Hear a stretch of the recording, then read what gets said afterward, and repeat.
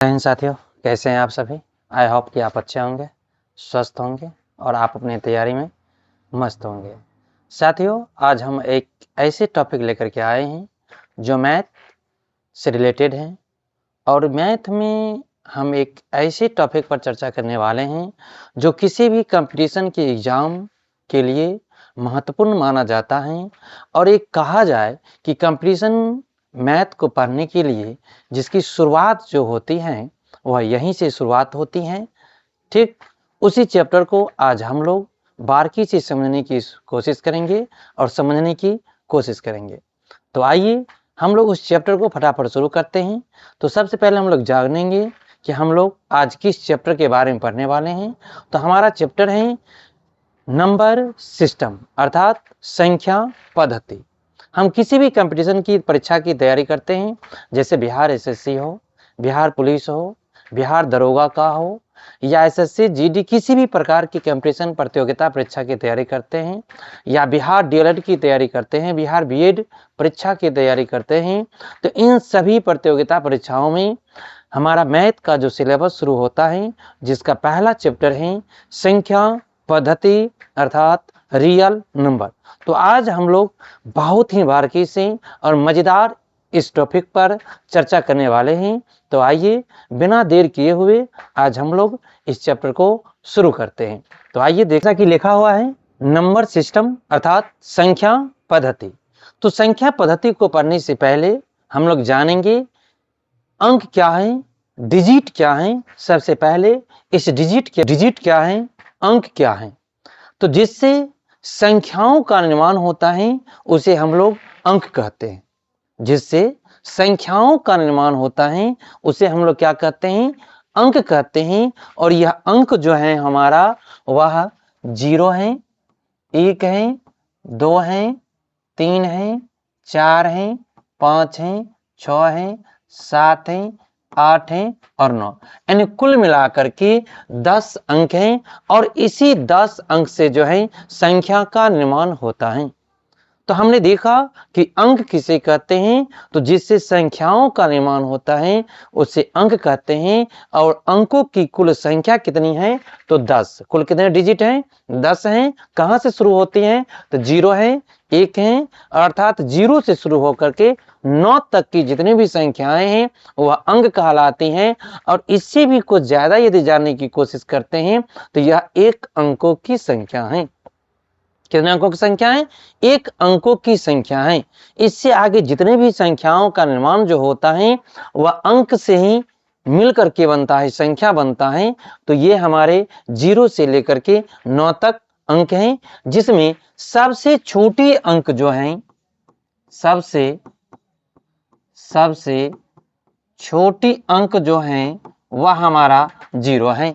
सबसे छोटी अंक कौन है, 0 है। कि यदि हम चर्चा करें तो वह न है, अर्थात सबसे छोटी जो अंक है वह हमारा 0 है और सबसे बड़ी अंक जो है वह 9 है। यदि हम इसमें कुल अंकों की चर्चा करें, तो कुल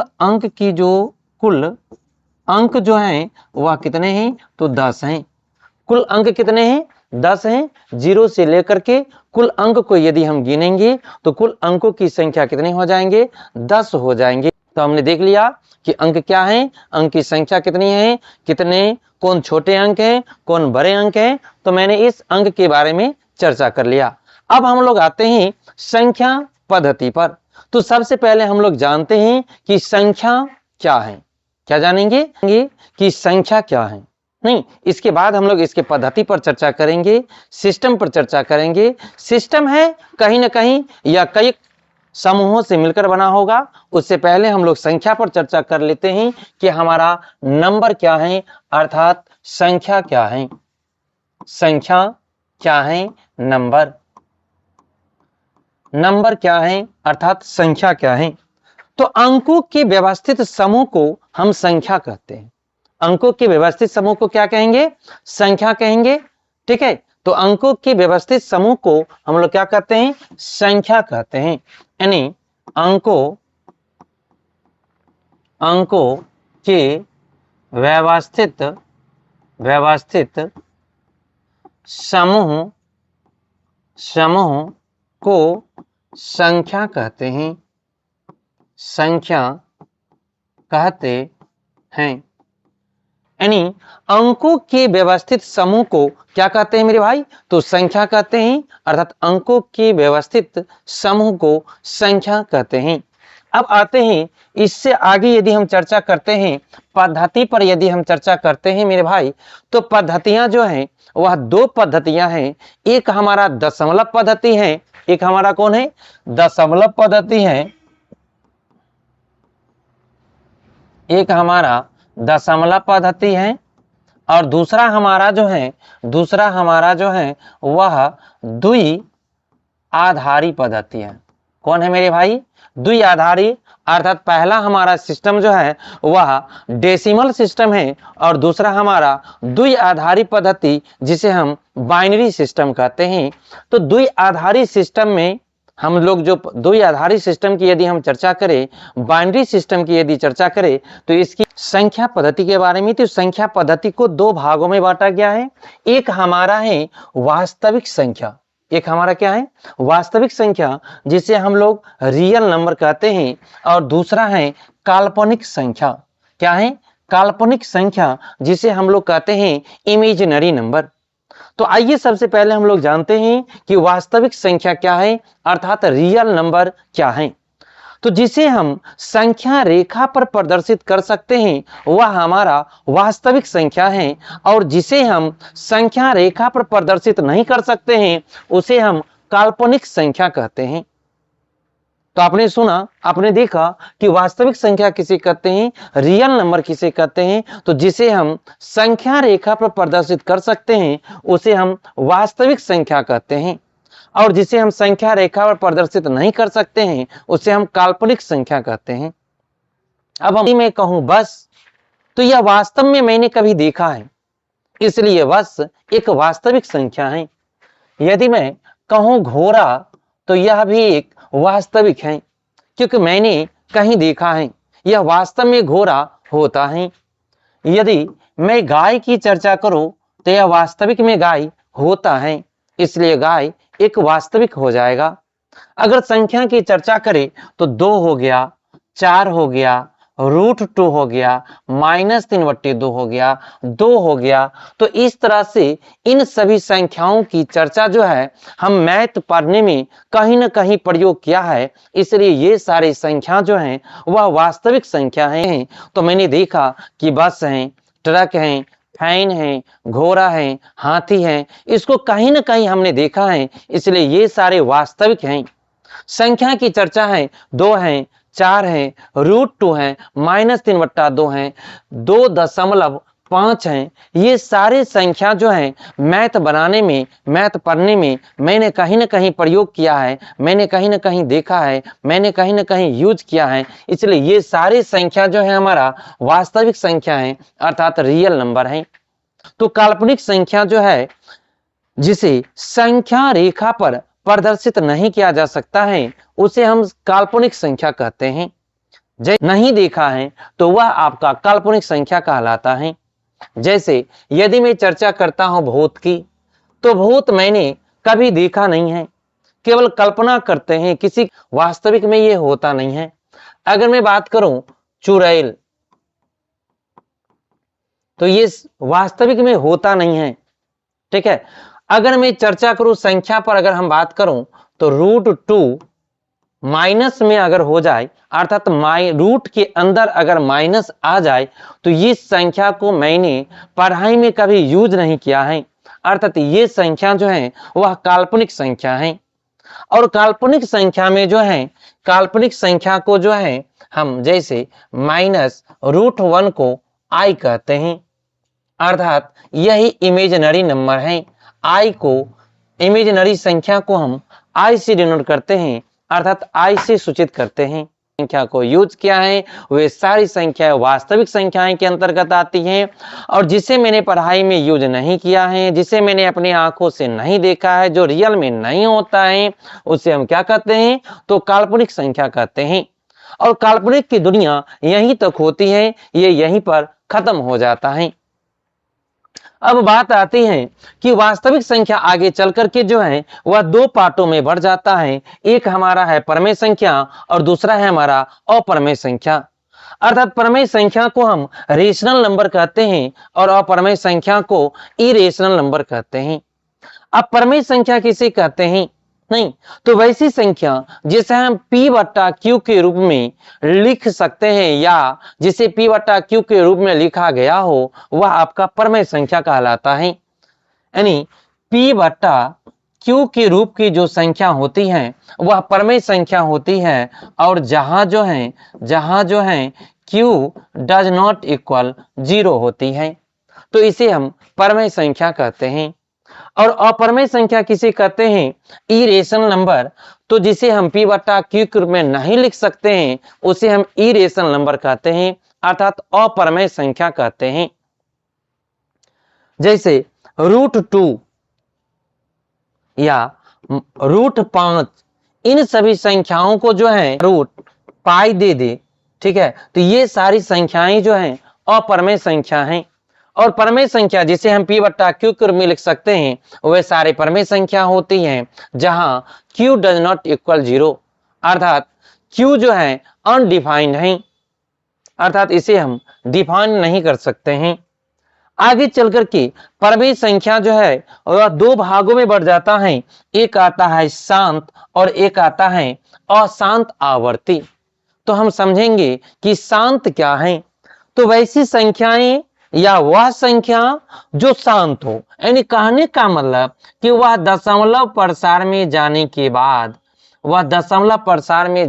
बाद वह रुक जाती हो तो ऐसी संख्या को हम लोग शांत कह देंगे। और जो संख्याएं दशमलव प्रसार में जाने के बाद भी नहीं रुके, एक ही संख्या बार बार आए तो वह आपका जो है क्या कहलाएगा? तो अशांत कहलाएगा। जैसे 2.333 डॉट डॉट डॉट। तो यहां पर मैंने देखा कि दशमलव के बाद जो है कि एक ही अर्थात समान संख्या जो है बार बार दोहरा रही है तो वैसी संख्या परमेय तो होती है परंतु अशांत आवर्ती का होता है। अर्थात साथियों मैंने देखा कि परमेय संख्या किसे कहते हैं तो जिसे हम P बट्टा Q के रूप में लिख सकते हैं वह परमेय संख्या कहलाता है जहां Q डज नॉट इक्वल 0। और परमेय संख्या को जो है दो भागों में बांटा गया है, शांत संख्या होती है और एक अशांत आवर्ती होता है। शांत किसको कहते हैं? तो वैसी संख्या जो दशमलव प्रसार में जाने के बाद वह रुक जाती हो तो उसे हम लोग क्या कहेंगे? शांत कहेंगे। और वैसी संख्या जो दशमलव प्रसार में जाने के बाद अपनी संख्याओं को अर्थात समान संख्या बार बार दोहराए तो वह अशांत आवर्ती का होता है अर्थात ये भी परमेय संख्या ही होता है। जैसे मैंने देखा कि 2.333 अर्थात साथियों यहां पर दशमलव के बाद एक ही संख्या बार बार दोहरा रही है तो ये आपका अशांत आवर्ती है। या यहां पर दूसरा एग्जाम्पल यदि मेरे भाई लें तो जैसे 3.123 123 123 तो ये भी हमारा जो है अशांत आवर्ती है अर्थात परमेय संख्या ही होगा क्योंकि हमने देखा कि एक समान संख्या जो है वह बार बार क्या कर रही है? दोहरा रही है, ठीक है, तो यह अशांत आवर्ती है। अब हम चर्चा करते हैं अपरमेय संख्या के बारे में जिसे हम P बट्टा Q के रूप में नहीं लिख सकते हैं तो वह संख्या आपको क्या कहलाती है? अपरमेय कहलाती है। जैसे √2 हुआ, √5 है, ठीक है, पाई है, तो ये सब संख्या अपरमेय संख्या है। अगर अपरमेय संख्या की आगे बात करें तो यह अपरमेय संख्या भी पहला बात तो यह रूट में होता है। किसमें होता है? रूट में होता है। बशर्ते उससे एक बार पूछ लेना है कि तुम रूट से निकलोगे कि नहीं। अगर रूट से संख्या निकल जाए तो वह अपरमेय नहीं होगा अर्थात क्या हो जाएगा? परमेय हो जाएगा। और जो संख्या रूट से नहीं निकलेगा वह क्या रहेगा? अपरमेय रहेगा। और अशांत अनावर्ती मतलब वैसी संख्या जो दशमलव प्रसार में जाने के बाद नहीं रुके वह आपका अशांत अनावर्ती कहलाता है।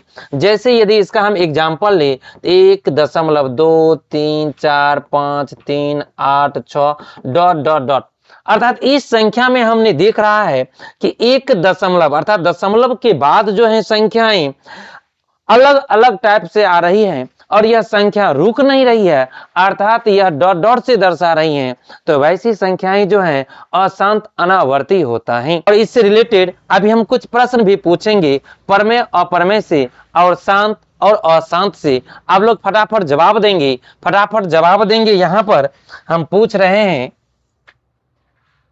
यहां पर पूछ रहे हैं कि रूट चार कौन सी संख्या है?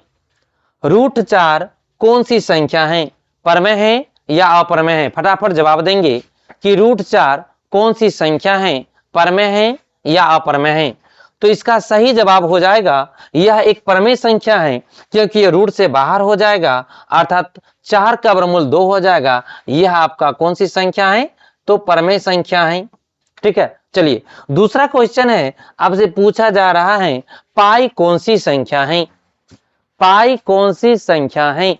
जल्दी से जवाब देंगे, पाई कौन सी संख्या है? तो साथियों पाई जो है यहाँ पर एक अपरमेय संख्या है। पाई क्या है? एक अपरमेय संख्या है। अब नेक्स्ट क्वेश्चन है 22/7 कौन सी संख्या है? परमेय है या अप्रमेय है? फटाफट जवाब देंगे। 22/7 परमेय है या अप्रमेय है?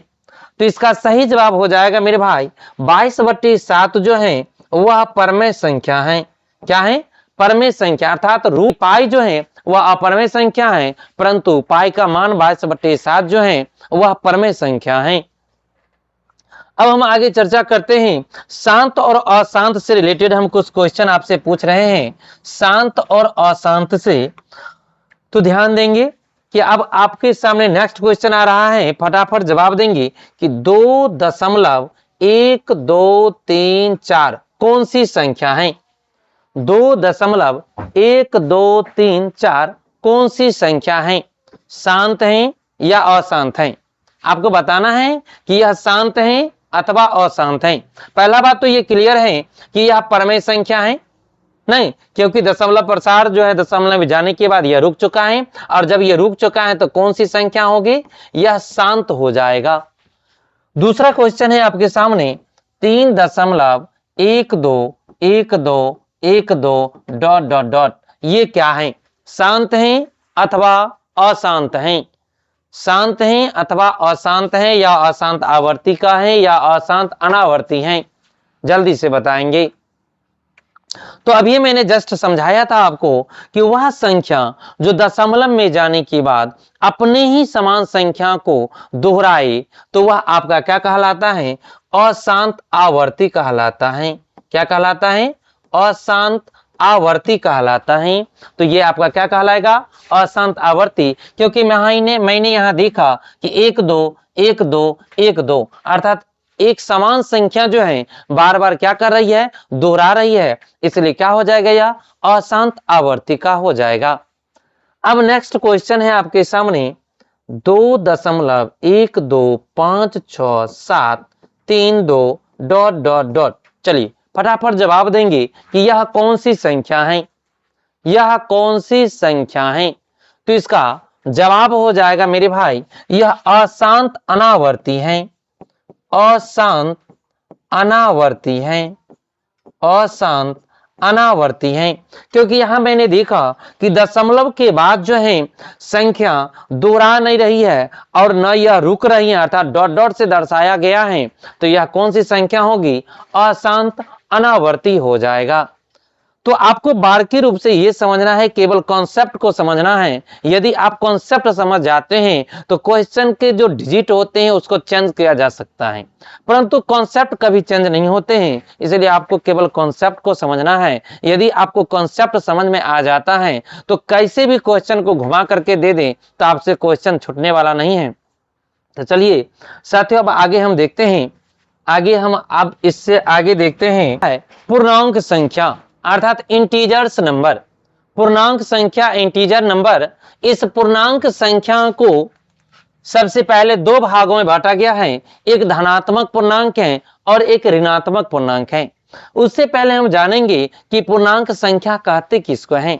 यानी वैसी संख्याएं जो माइनस से स्टार्ट होकर के प्लस तक जाती हो या प्लस की ओर जाती हो वह पूर्णांक संख्या कहलाती है, अथवा वैसी संख्या जो माइनस इन्फिनिटिव से लेकर के प्लस इन्फिनिटिव की ओर जाती हो तो वह आपका पूर्णांक संख्या कहलाता है। पूर्णांक संख्या को दो भागों में बांटा गया है, एक धनात्मक पूर्णांक है और एक ऋणात्मक पूर्णांक है। एक धनात्मक पूर्णांक है और एक ऋणात्मक पूर्णांक है। तो धनात्मक पूर्णांक किसको कहते हैं, हम लोग सबसे पहले जानेंगे कि धनात्मक पूर्णांक किसको कहते हैं।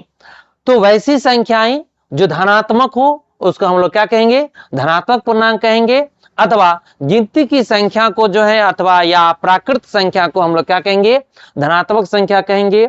अथवा ये भी कह सकते हैं संख्या रेखा पर शून्य की, संख्या रेखा पर शून्य के जो दाईं ओर संख्या होती है वह आपका कौन सी संख्या कहलाती है, तो धनात्मक पूर्णांक कहलाता है। और शून्य के बाईं ओर की जो संख्या होती है वह ऋणात्मक पूर्णांक कहलाता है। तो आपने देखा कि संख्या रेखा पर शून्य की दाईं ओर प्लस वाली संख्या है तो इसको हम लोग क्या कहेंगे, धनात्मक पूर्णांक कहेंगे। और संख्या रेखा पर शून्य के बाईं ओर जो भी संख्या वह सभी संख्याएं माइनस में है, अर्थात इसको हम लोग क्या कहेंगे, ऋणात्मक पूर्णांक कहते हैं। अब जो है इसमें शून्य की यदि हम चर्चा करते हैं तो शून्य जो है हमारा यह न तो धनात्मक संख्या है और न ही ऋणात्मक संख्या है। ये ध्यान में हम लोग रखेंगे कि इससे रिलेटेड क्वेश्चन भी पूछा जाता है कि शून्य क्या है, तो आप जानेंगे कि शून्य न तो धनात्मक संख्या है और न ही क्या है, ऋणात्मक संख्या है। अब इससे आगे यदि हम लोग पढ़ते हैं तो इसमें आता है पूर्ण संख्या, प्राकृत संख्या, सम संख्या, विषम संख्या, अभाज्य संख्या, भाज्य संख्या, जुड़वा अभाज्य संख्या और सह अभाज्य संख्या। तो सबसे पहले हम लोग जानते हैं कि पूर्ण संख्या किसे कहते हैं, होल नंबर किसे कहते हैं। तो वैसी संख्या जो जीरो से प्रारंभ होती हो या गिनती की संख्या में जीरो को शामिल कर दिया जाए तो आपका क्या कहलाता है, पूर्ण संख्या कहलाता है। जैसे 0, 1, 2, 3 ... ये आपका पूर्ण संख्या हो गया।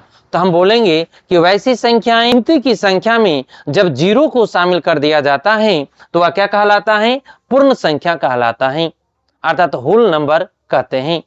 दूसरा आता है प्राकृत संख्या, नेचुरल नंबर। तो गिनती की संख्या को हम लोग प्राकृत संख्या कहते हैं। जैसे 1 हो गया, 2 हो गया, 3 हो गया, 4 हो गया ... यानी गिनती की संख्या को प्राकृत संख्या कहते हैं। और ये संख्याएं एक से शुरू होती हैं, अर्थात आपसे पूछा जाए सबसे छोटी प्राकृत संख्या कौन है तो 1 हो जाएगा। छोटी पूर्ण संख्या कौन हो जाएगा, 0 हो जाएगा।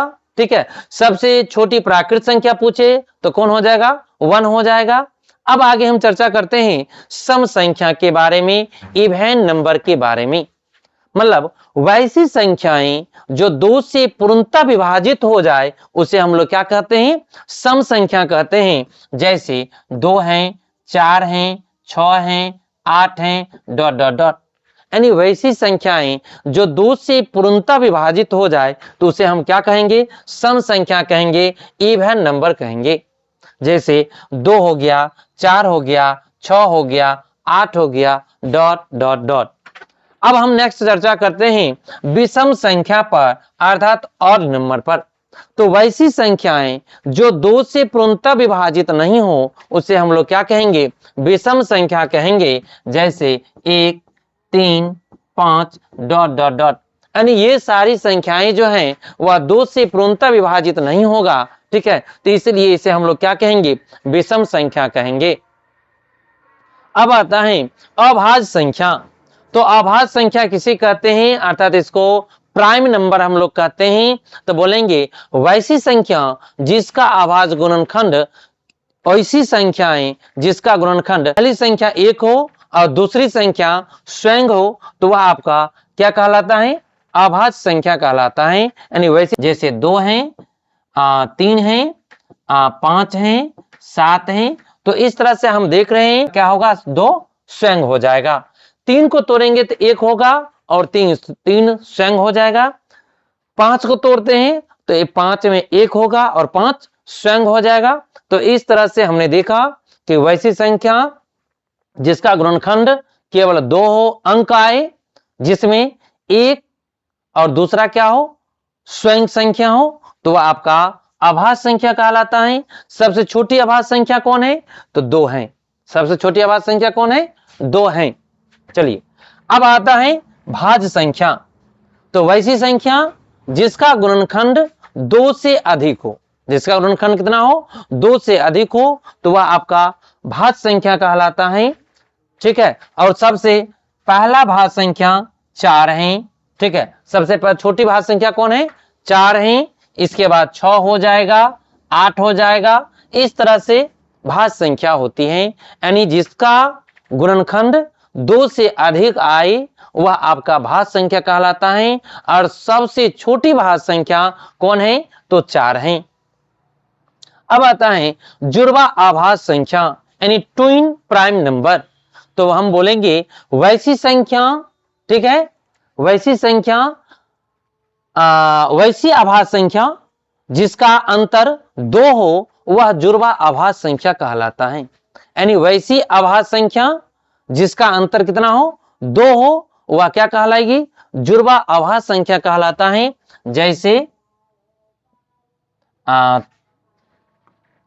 जैसे हो गया 3, 5, यानी 3 और 5 जो है वह दोनों अभाज्य संख्या है, और इस दोनों अभाज्य संख्या में अंतर कितना है, 2 का है, इसलिए यह आपका क्या है, जुड़वा अभाज्य संख्या है। अब आपका नेक्स्ट है दूसरा, यदि हम लेते हैं तो एक 11 और 13। यहां भी 11 और 13 जो है दोनों यह अभाज्य संख्या है, और इस दोनों संख्या में अंतर कितना का है, तो 2 का है। 17 और 19, अगर 17 और 19 की चर्चा करते हैं तो ये भी दोनों अभाज्य संख्या है, और दोनों के बीच का अंतर कितना है, 2 का है, इसलिए यह जुड़वा अभाज्य संख्या कहलाएगा। अब नेक्स्ट आता है सह अभाज्य, यानी को प्राइम नंबर। सह अभाज्य संख्या यानी वैसी संख्याओं का युग्म, वैसी संख्याओं का जोड़ा जिसका महत्तम समावर्तक कितना हो, 1 हो, तो वह आपका क्या कहलाता है, सह अभाज्य संख्या को प्राइम नंबर। 11 और 13, अगर इस 11 और 13 को महत्तम समावर्तक यदि हम निकालते हैं तो इसका महत्तम समावर्तक अर्थात HCF 1 होगा, इसलिए यह सह अभाज्य। तो यहां पर देखते हैं कि 11 और 13 जो है यह, अगर इसका HCF हम निकाले, 11 और 13 का HCF यदि हम निकालते हैं तो इसका HCF 1 होगा, इसलिए सहअभाज्य संख्या है। 16 और 9 ये भी आपका सहअभाज्य संख्या। वैसी संख्याएं जिसका HCF अर्थात महत्तम समावर्तक 1 हो, यानी वैसी संख्याओं का युग्म जोड़ा जिसका महत्तम समावर्तक 1 हो, तो वह आपका सहअभाज्य संख्या कहलाता है। जैसे 11 13, 16 9 और 6 7, ये संख्या का युग्म जो है, जोड़ा जो है, जिसका HCF कितना होगा, 1 होगा, अर्थात ये आपका सहअभाज्य संख्या है। तो साथियों, आज मैंने देखा कि वास्तविक संख्या के बारे में हम लोगों ने पढ़ा। तो आशा करता हूं, उम्मीद करता हूं कि आप अच्छे से इस कॉन्सेप्ट को समझे होंगे, और आप लोगों से ये आशा है कि आप लोग इस वीडियो को ज्यादा से ज्यादा शेयर करें, लाइक करें, कमेंट करें और सब्सक्राइब करें। अपने साथियों में भी इस वीडियो को शेयर